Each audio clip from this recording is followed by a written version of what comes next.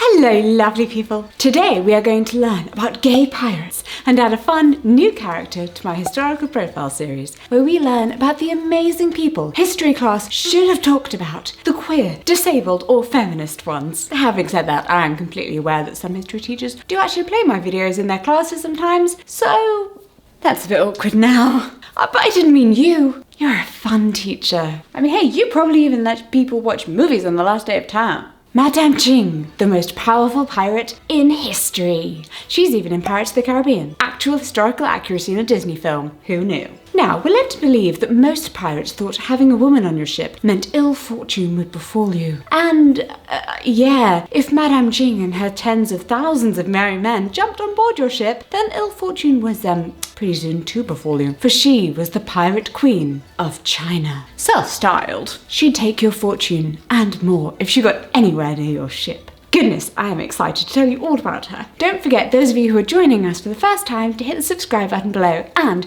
breaking news, there are only 50 packs of the greeting card sets left in my merch shop, and then they are gone for good. So don't delay, make sure you snap them up today. Did I say that just for the rhyme? Yeah, I did. So where did Madame Jinxie come from? Well, like many historically important women, or unimportant women, little is known about her early life because she was all but ignored by history until very recently. And there is scant documentation of her exploits, with obviously not much of it being in English. The fact that she is known at all is largely due to the efforts of the scholar Diane Murray, whose book Pirates of the South China Coast, 1790 to 1810, covers her exploits alongside those of her husband. We do know that she was Cantonese, born sometime around 1775 in Guangdong, and it's believed that she worked as a prostitute and or a madam until in 1801 she married Sheng Li, a very well-known pirate and the formidable commander of the Red Flag Fleet. And he could trace his family's pirating roots right back to the Ming Dynasty. That's between 1368 and 1644.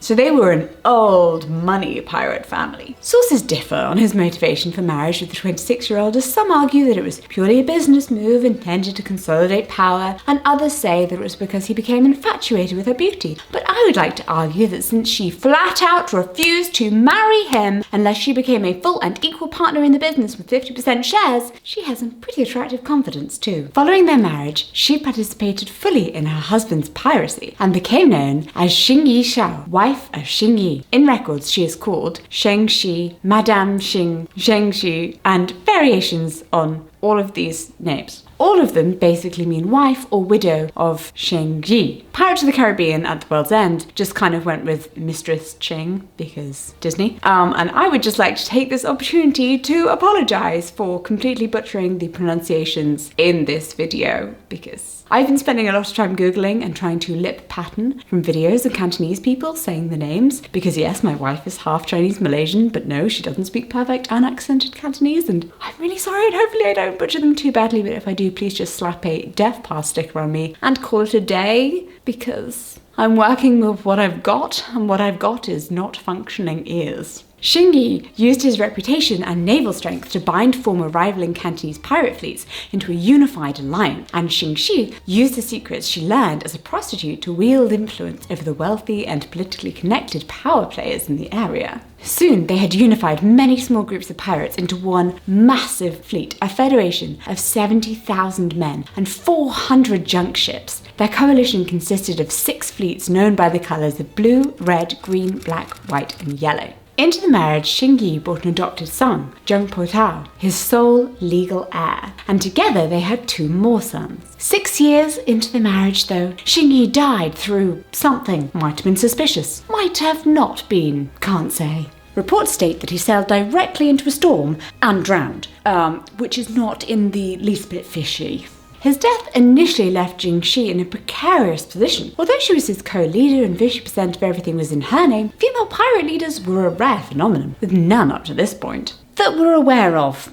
Pirates admittedly weren't the best at writing down their illegal activities, which actually makes them pretty good outlaws. Zheng Yi's adoptive son and heir, Zheng Po, was originally the one to inherit control of the Red Flag Fleet, which, by the way, is ridiculously hard to say. Red Flag Fleet.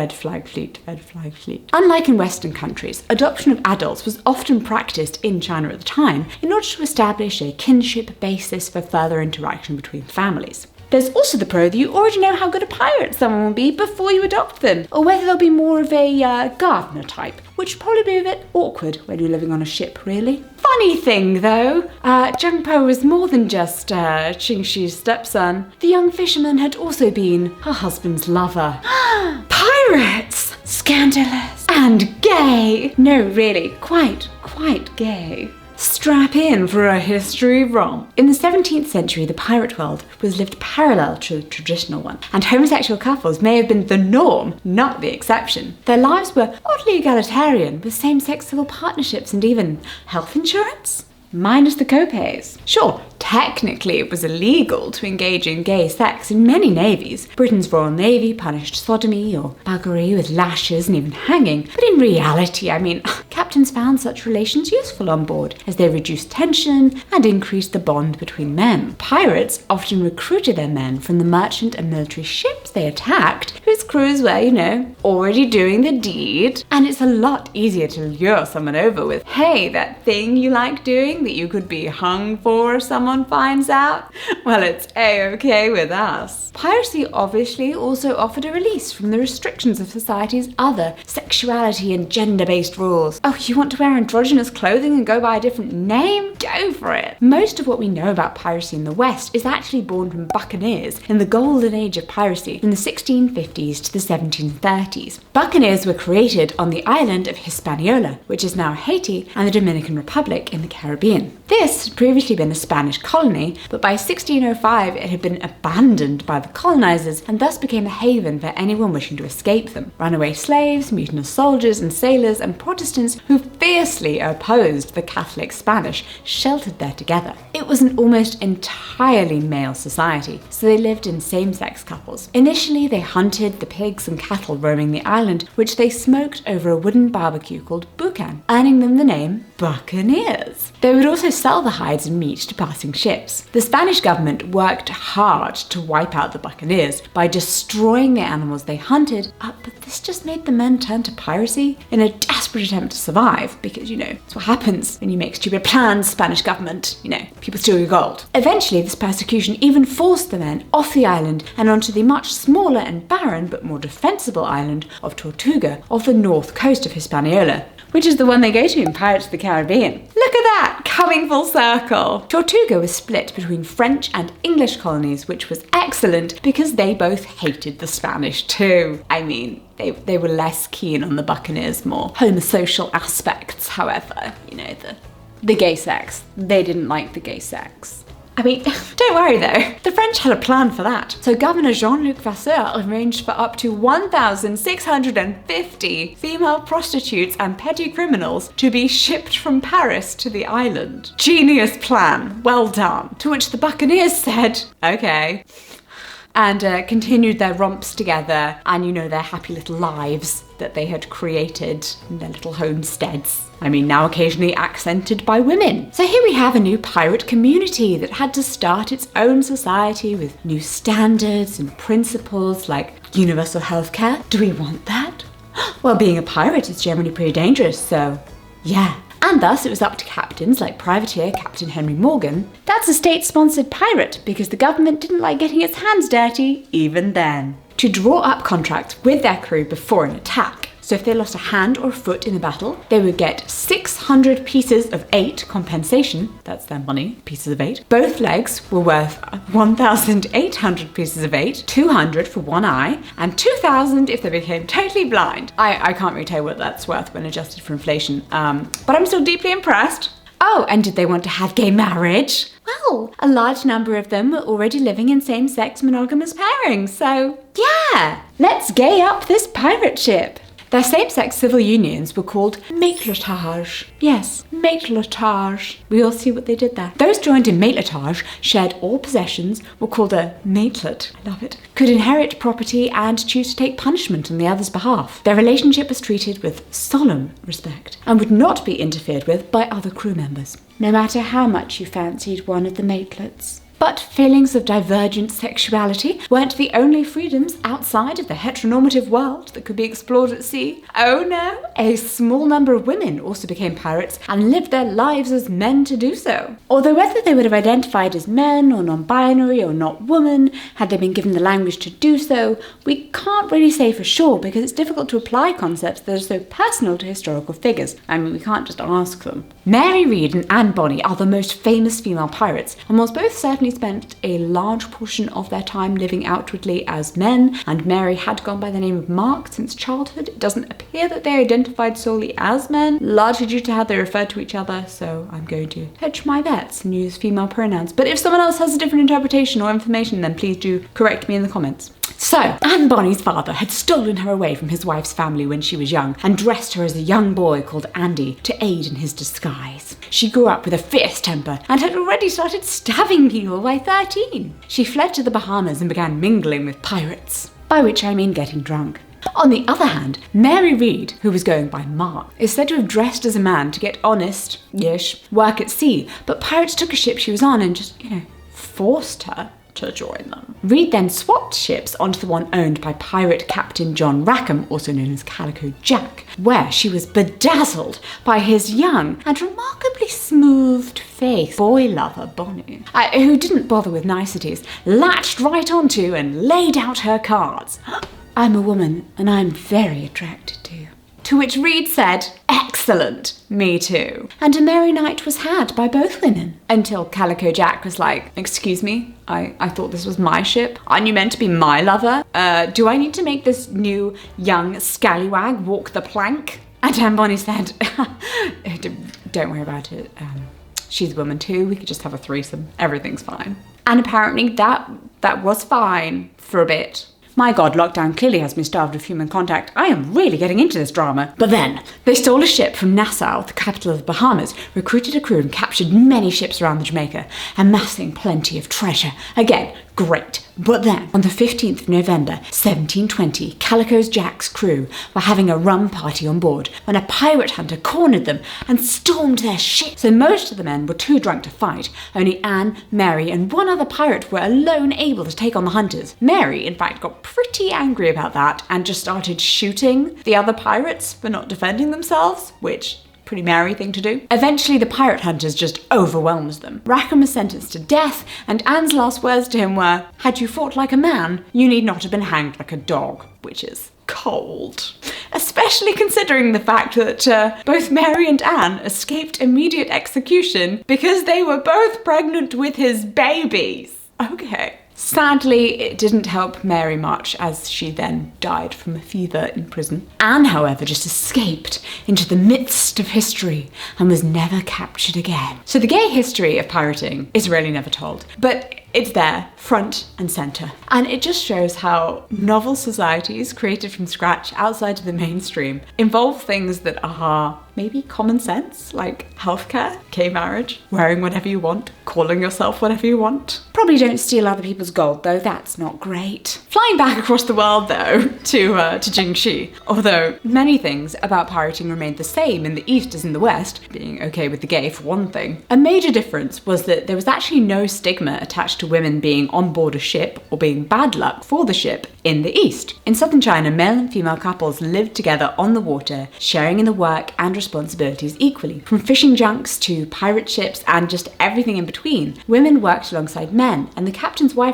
often succeeded her husband in the event of his death. Nevertheless, it would not have been easy for anyone, much less a pirate's widow, to control so many outlaws, and she clearly had her work cut out for her. And her first step was to neutralise the threat her husband's gay lover / adopted son / heir posed by marrying him. Yeah, she took Jung Po as her lover and manoeuvred herself back into power, obtaining leadership of the Red Flag Fleet once again. But this time, it wasn't a 50-50 split with her husband. Oh no, this time, it was all Jinxie. Under her leadership, the Red Flag Fleet flourished. With her keen business mind, she ruled from the Yellow Sea to the Straits of Malacca with a simple strategy. Don't waste time robbing merchant ships once they've left the ports. Just plunder entire wealthy towns. Since the turn of the 19th century, poverty in China had been on the rise. Granted, the imperial court in Beijing and the mandarins were enveloped in luxury, but the rural areas were just getting poorer and poorer. So, like a Machiavellian Robin Hood, she would just steal from the wealthy areas, charge them a fee to stop the pirates from coming back, and then redistribute some of that wealth to the impoverished countryside, earning her their loyalty and, more importantly, a supply of food,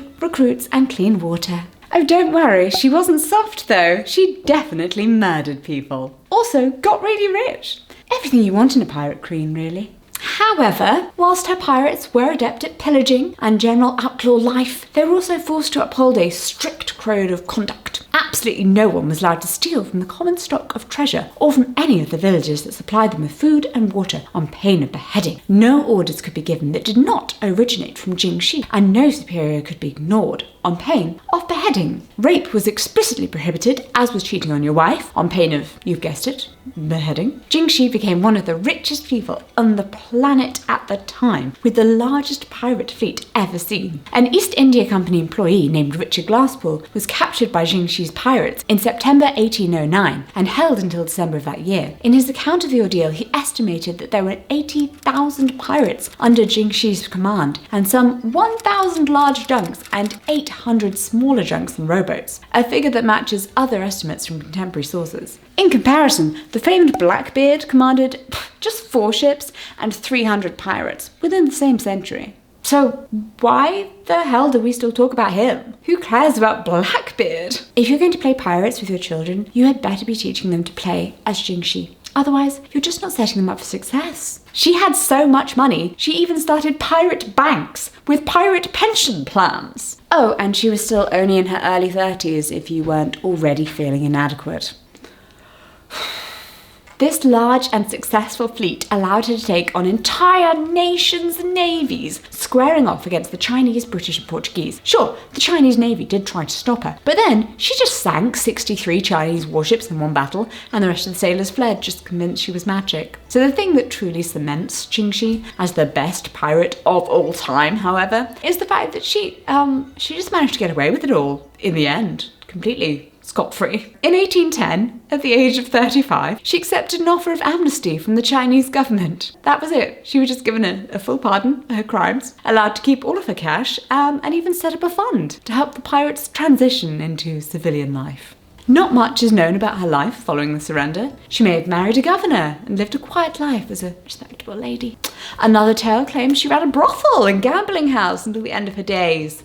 Or she may have run a massive land-based smuggling operation. Sounds like her. Quite possibly she opened a casino, or did none of these things. Because history is messy and the sands of time obscure the truth. What we do know is that she lived until 1844, when she died at the grand age of 69, surrounded by children and grandchildren and a lot of money. So remember kids, pirates are gay, and the best one was a woman. I would definitely not get a job as a history teacher. Oh well. If you'd like to see more of my jaunts into history, then click the card in the top left-hand corner of the screen, and let's just have some fun together. Thank you so much for watching. Please remember to subscribe if you haven't already, and I shall see you in my next video. Mwah. Today's Kellgren-Fozard Members Club question is from Dana. If you could only have either ice cream or cake, but never the other, which would you choose? I think it would have to be ice cream, because it feels special. I could probably just sprinkle sweetener on bread and be like, sure, this is cake. Loving this birthday. But ice cream, I just can't do without. That cold goodness, I just can't.